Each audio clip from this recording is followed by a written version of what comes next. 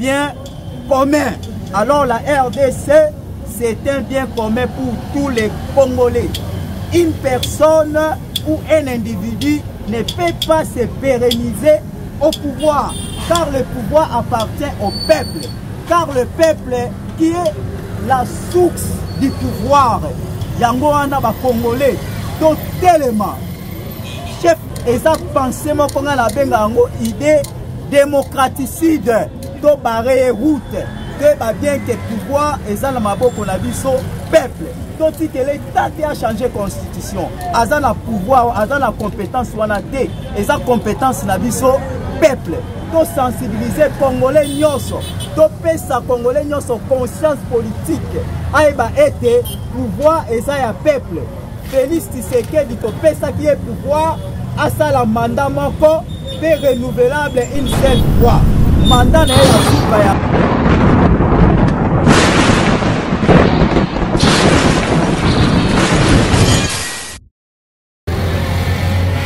bon, na lingina lobaboye makanisi ya chef de l'État Félix Antoine Tshisekedi azui pona ko changer constitution ya mboka eza makanisi ya mabe ye aza joueur. Comment se fait-il que un joueur a changé règle de jeu? C'est l'entraîneur qui change la règle de jeu. Alors l'entraîneur, c'est le peuple congolais. C'est lui qui a le pouvoir de changer la constitution. Yango na ba Congolais boye.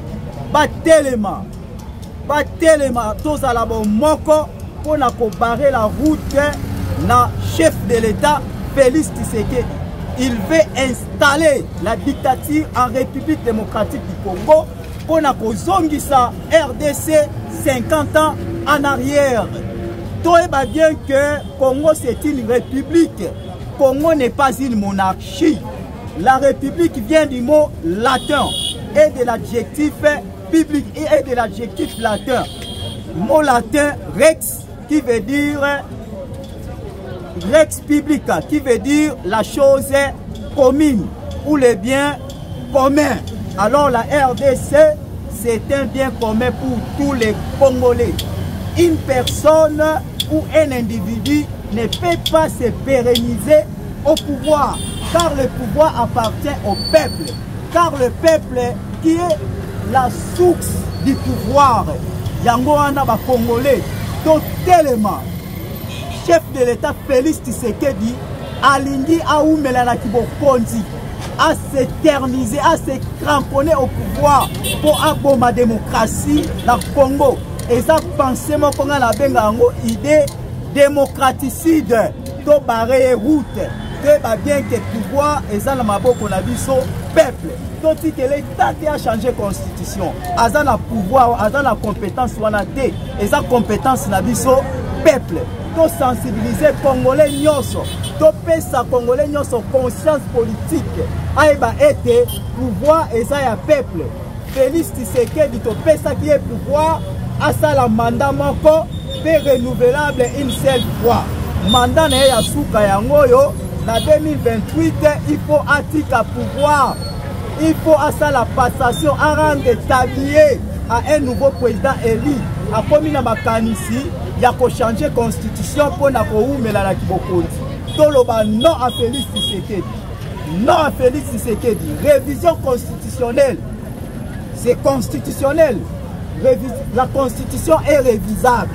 Il peut réviser la constitution.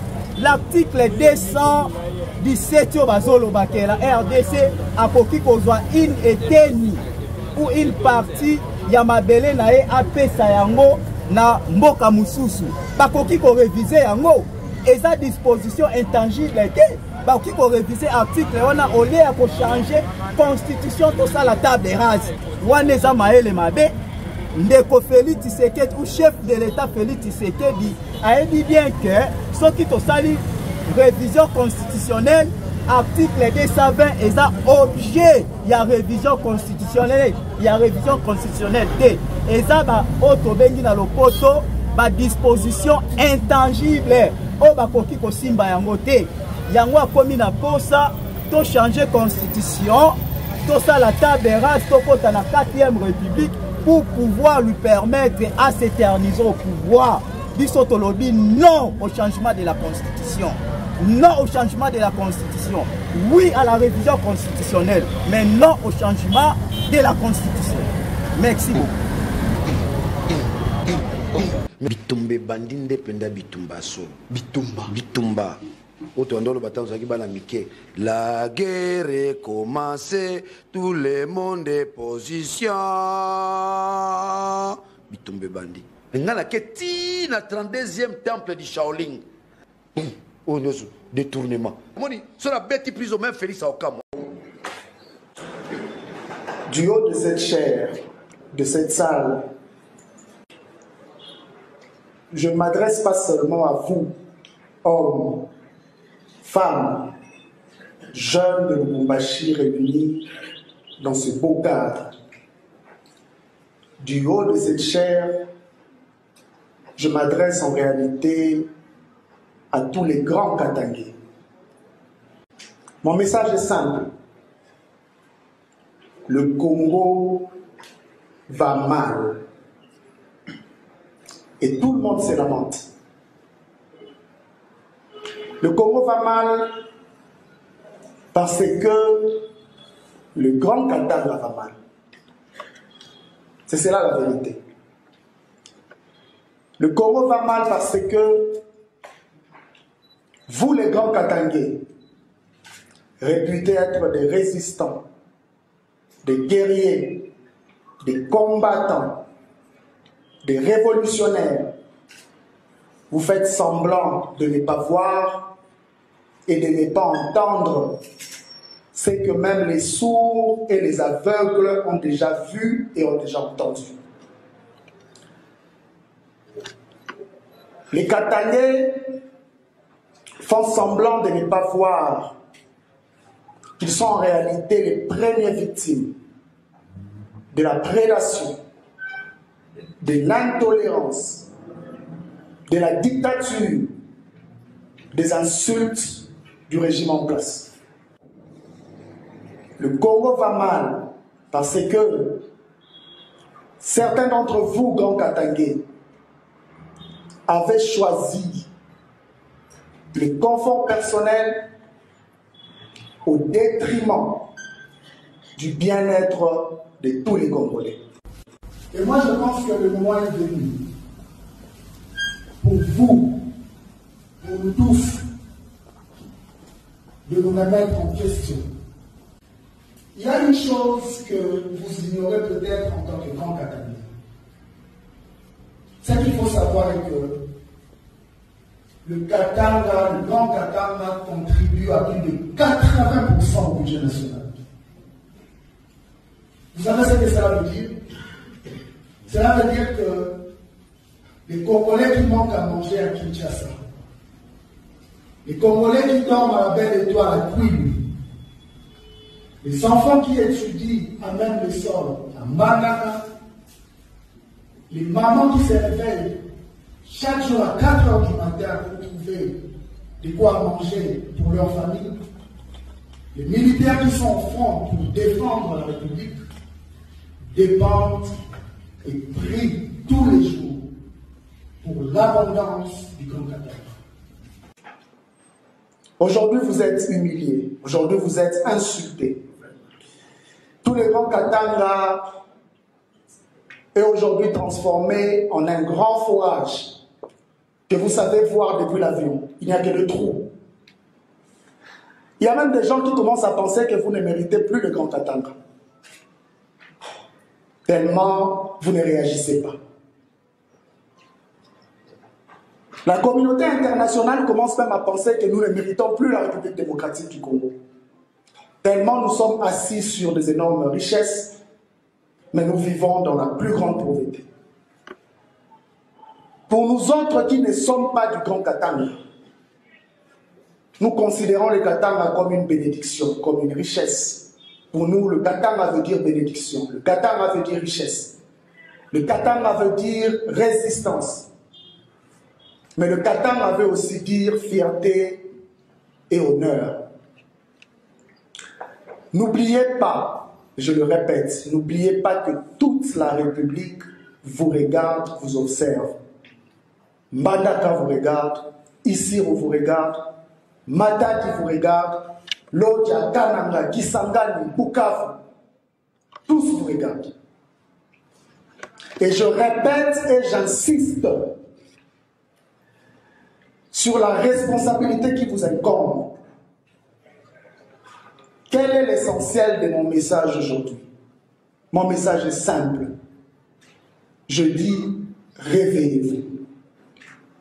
Mon message est simple. Je dis, levez-vous. Mon message est simple. Je dis, bravez la peur. Et plus important, apprenez définitivement à dire non. Ne laissez pas l'arbitraire, l'insécurité, la prédation deviennent la norme ici. Vous avez appris que Tshisekedi veut changer la Constitution avec ses institutions illégitimes, super illégitimes. Pourtant, j'ai TV Makambo, le Radi TV Makambo 2024, la diffusion c'est une Radi TV, tout s'abonner, chaîne Nabiso Kitoko, chaîne Nabiso, il y a la Moussolingo Makamou, sur RDC, na Radi TV. Merci mon ami Emmanuel Irlande, chaîne Kitoko, ça les Nabiso, Radi TV. Mingi tout s'abonner.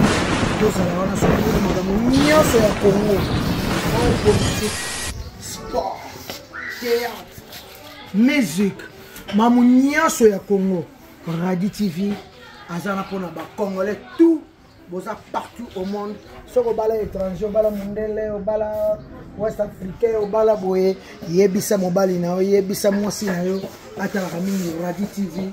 Aïe maman mboka na bino po yangone makati yangone bashana kilelo bashana vraiment ya kilelo quoi tobina nino de la renta na Radi TV tobina de la renta tout la musique tobina de la renta na Radi TV po Radi TV ne makambo po Radi TV yangone ya sika makambo ya sika ça na Radi TV mani mon ami merci d'ailleurs tobi.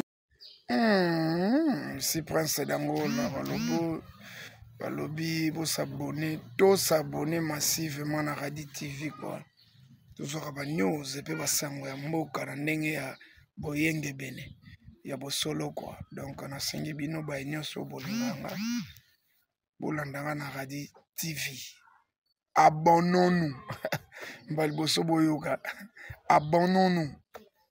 C'est Radi TV quoi. Aïbo!